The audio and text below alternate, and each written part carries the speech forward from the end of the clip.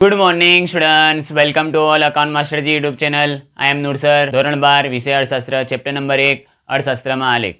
આના પહેલાના લેક્ચરમાં આકૃતિ વિશે અભ્યાસ કર્યો છે.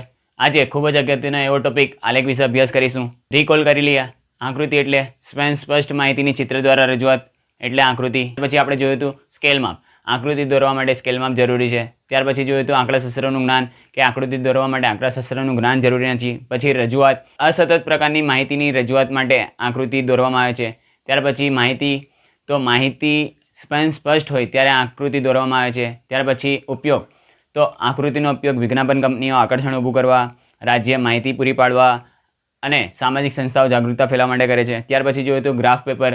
આકૃતિ દોરવા માટે ગ્રાફ પેપર જરૂરી નથી. ત્યાર પછી સાધનો, માહિતીને સ્પષ્ટ કરવા માટે આંકડાશાસ્ત્રના સાધનોનો કોઈ ઉપયોગ કરવો પડતો નથી. તે આપણે આકૃતિના લેક્ચરમાં જોયું હતું. આજે આપણે ખૂબ જ અગત્યનો ટોપિક આલેખ વિશે અભ્યાસ કરીશું. 1 માર્ક્સમાં પૂછાય આલેખ એટલે શું અથવા આલેખનો અર્થ જણાવો. આલેખ પણ અવલોકિત માહિતીનું ચિત્ર દ્વારા પ્રતિનિધિત્વ કરે છે, પરંતુ આલેખ માટે વપરાતી માહિતી સ્પષ્ટ હોતી નથી. એટલે જ્યારે માહિતી સ્પષ્ટ ન હોય ત્યારે જે માહિતીનું ચિત્ર દ્વારા પ્રતિનિધિત્વ થાય છે તેને આલેખ કહેવામાં આવે છે. સ્પષ્ટ ન હોય એટલે કે અસ્પષ્ટ માહિતીનું ચિત્ર દ્વારા પ્રતિનિધિત્વ એટલે આલેખ. 1 માર્ક્સનો અર્થ. આલેખ એટલે શું? તો સ્પષ્ટ ન હોય તેવી માહિતીનું ચિત્ર દ્વારા પ્રતિનિધિત્વ એટલે આલેખ. જ્યારે માહિતીને સતત આવૃત્તિમાં દર્શાવી હોય ત્યારે આલેખ દોરવામાં આવે છે. હવે સતત આવૃત્તિ એટલે શું? તો તેના 1-2 ઉદાહરણ આપવામાં આવેલા છે. ઉદાહરણ: આવક દર્શાવેલી છે અને સામે લોકોની સંખ્યા. 10 થી 20,000 આવક ધરાવનાર લોકોની સંખ્યા 500, 20 થી 30,000 આવક ધરાવનાર લોકોની સંખ્યા 300 અને 30,000 થી 40,000 આવક ધરાવનાર લોકોની સંખ્યા 100. તેવી જ રીતે બીજું ઉદાહરણ છે: 10 થી 19 ગુણ ધરાવનાર વિદ્યાર્થીની સંખ્યા 50, 20 થી 29 ગુણ ધરાવનાર વિદ્યાર્થીની સંખ્યા 30 અને 30 થી 39 ગુણ ધરાવનાર વિદ્યાર્થીની સંખ્યા 10. આવા પ્રકારની માહિતીને સતત આવૃત્તિની માહિતી કહેવામાં આવે છે. જ્યારે આવૃત્તિ સતત હોય ત્યારે માહિતીની રજૂઆત માટે આલેખ દોરવામાં આવે છે. આગળ, સતત આવૃત્તિમાં અપાયેલી માહિતીને સ્પષ્ટ કરવા માટે આંકડાશાસ્ત્રના સાધનોનો ઉપયોગ કરવો પડે છે અને અન્ય પ્રકારની અસ્પષ્ટ આંકડાકીય માહિતી માટે પણ આલેખ દોરવામાં આવે છે. જ્યારે માહિતી અસ્પષ્ટ હોય ત્યારે આલેખ દોરવામાં આવે છે અને આના માટે આંકડાશાસ્ત્રના સાધનોનો ઉપયોગ પણ કરવામાં આવે છે. આલેખ દોરવા માટે અને સમજવા માટે આંકડાશાસ્ત્રનું જ્ઞાન જરૂરી બને છે. આંકડાશાસ્ત્રનું જ્ઞાન ક્યારે જરૂરી બને? જ્યારે આલેખ દોરવો હોય અને સમજવો હોય ત્યારે. એક્સ અને વાય ધરી દ્વારા દોરાયેલા ચતુર્થમાનોમાં એક કે તેથી વધુ ચતુર્થાંશ પર આલેખ ફેલાઈ શકે છે. ચોક્કસ સ્કેલ માપ વિના આલેખ દોરવો અશક્ય બને છે. એટલે આલેખ દોરવા માટે ચોક્કસ સ્કેલ માપ લેવું ખૂબ જ જરૂરી છે. ચોક્કસ સ્કેલ માપ વિના આલેખ દોરી શકાય નહીં. આલેખ ગ્રાફ પેપર પર દોરવામાં આવે છે. એટલે આલેખ દોરવા માટે ગ્રાફ પેપર જરૂરી છે.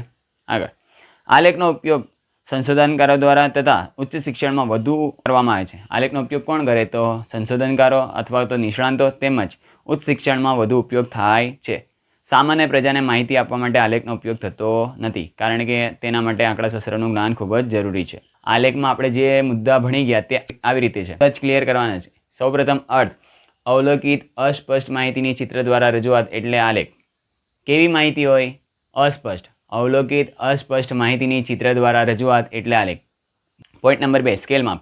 આલેખ દોરવા માટે ચોક્કસ સ્કેલ માપ. કેવું માપ? ચોક્કસ સ્કેલ માપ લેવું જરૂરી છે. આલેખ દોરવા માટે ચોક્કસ સ્કેલ માપ લેવું જરૂરી છે. પોઈન્ટ નંબર 3, આંકડાશાસ્ત્રનું જ્ઞાન. આલેખ દોરવા માટે આંકડાશાસ્ત્રનું જ્ઞાન હોવું જરૂરી છે. આલેખ દોરવા માટે આંકડાશાસ્ત્રનું જ્ઞાન હોવું જરૂરી છે.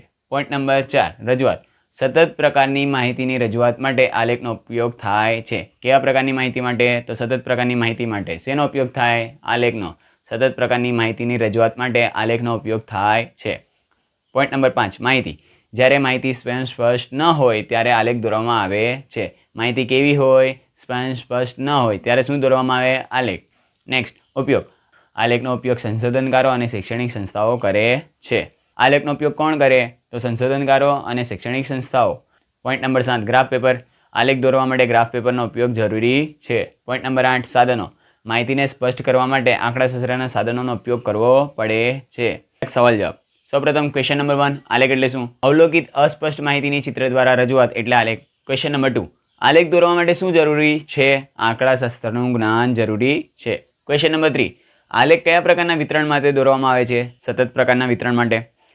સતત પ્રકારની માહિતી માટે શું દોરવામાં આવે છે? આલેખ. ક્વેશ્ચન નંબર 5, અસ્પષ્ટ માહિતીની રજૂઆત માટે શેનો ઉપયોગ થાય છે? તો આલેખનો. કયા પ્રકારની માહિતી માટે આલેખ દોરવામાં આવે છે? તો અસ્પષ્ટ પ્રકારની માહિતી માટે. આકૃતિ અને આલેખ વચ્ચેનો તફાવત મોસ્ટ આઈએમપી વિભાગ સી 2 માર્ક્સ, વિભાગ ડી 3 માર્ક્સ. Thank you.